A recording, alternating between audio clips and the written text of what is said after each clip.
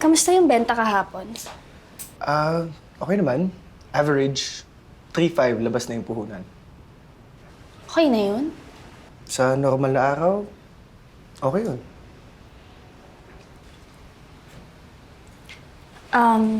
Yung sa kagabi, naramdaman kita.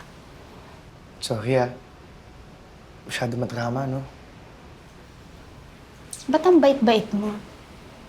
Talaga? Sino sabi? Nakikita ko, mabait kang tao. Kailangan mo talaga maging mabait sa mga customers para lagi silang bumabalik. Hindi. Mabait kang tao. Hindi ka dapat nila sinasaktan. You deserve better. Hindi ko di alam eh. Alam mo, ginawa ko naman lahat para kay Julie. Nag-enroll ako ng short courses para sa business. In-improve ko yung sarili ko para sa kanya. May plano pa nga kami mag-expand ng branches eh. Pero napagod siya. Sobrang dami niyang hinahanap na hindi ako.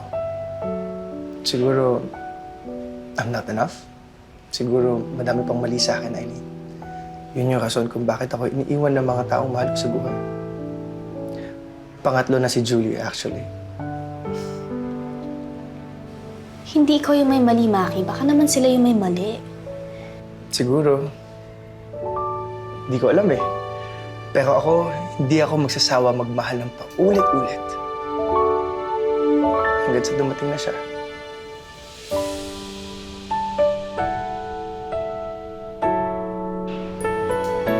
Apo! Patulong muna, oh. Lola? Ako na ho. Akin na po yan.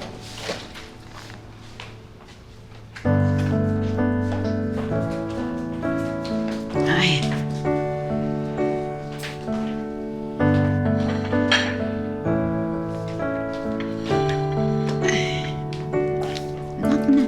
Ako na, Apo. Suka. Toyo. Ano yan? Oo. Adobo. Oo. Palabas. Ikot. Oh! Yan, gato. Yan. Yan. May kakaiba kay Maki. Ngayon ko lang to naramdaman. Pinapaamo niya ako.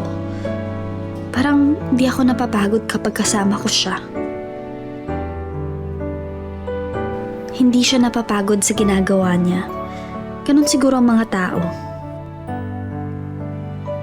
Basta mahal mo ang ginagawa mo, masaya ka lang para dito. Chill ka lang. Alam kong di ito dapat. Pero anong magagawa ko? Tao ako ngayon. Nakakaramdam ako, may puso ako. Pero natatakot akong baka masaktan na naman siya. This time, ako ang dahilan. Alam mo, dalasan mo yan. Mas maganda ka kapag chill ka lang. Dahil alam kong hindi ako magtatagal dito.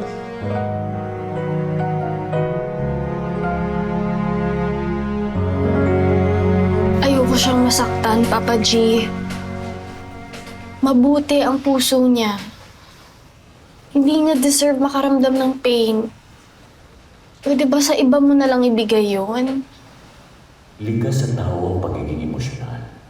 Kahit alam nilang masasaktan sila, susugal pa rin sila at maniniwala sa hope.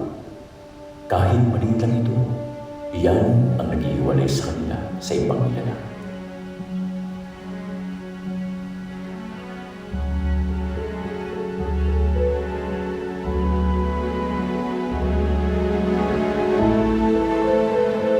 Malapit na, Eileen. Ang hirap maging tao, Papa G.